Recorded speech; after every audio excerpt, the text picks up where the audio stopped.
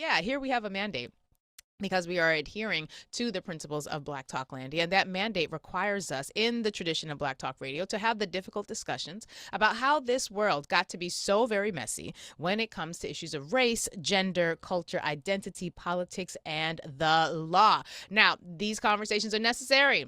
And my God, it feels like they were already necessary, but whoo, child. They're really necessary because they help us learn how we can be better people who learn how to build better communities. And as a result, we are then able to shape a better world. And for us, that is how talk empowers and becomes action. We have a lot to cover today, as I'm sure you are not surprised.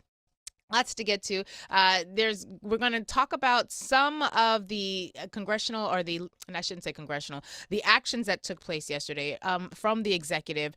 You saw a lot of things. Yes, you did see a Nazi salute. I know people are saying it wasn't a Nazi salute. It was an awkward hand hello.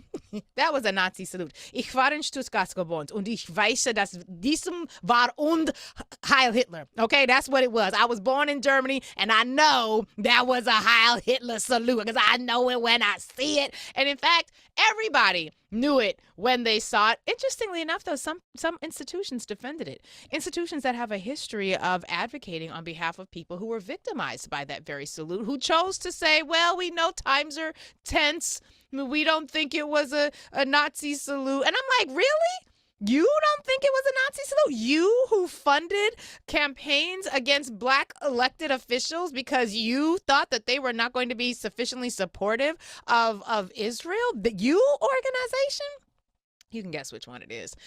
You can just take a guess. It's that one. But I was like, oh, that's interesting. Now, that was definitely a Nazi salute. That definitely was. Everybody got out.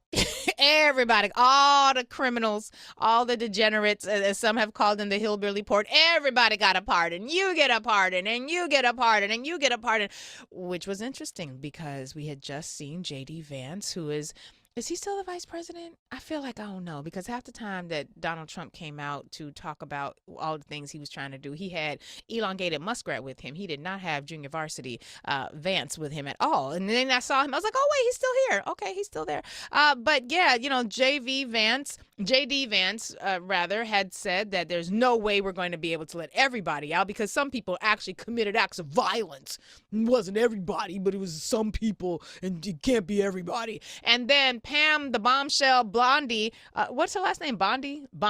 Pam, the bombshell Bondi. I'm gonna call her that because all these folks they clearly got their positions mainly because of their willingness to defer to Donald Trump, but also because of their looks, right? They fit a certain mode. Although I don't know if J.D. Vance quite makes that mode. His looks are not out of central casting, if you know what I'm saying. But yeah, Pam Bondi, who is now going to be what is she going to be? Attorney General? Lead the Department of Justice. She too had said that she was going to have to look at the cases and she would make recommendations. And then the convict in chief was like, nope, everybody's out. So we're going to have a level setting conversation today. We're going to have to think about things a little differently. And then listen, we've been here. Well, our ancestors have been here before. And because our ancestors have been here before, we have the capacity to recognize and to draw on what they experienced. And, yeah.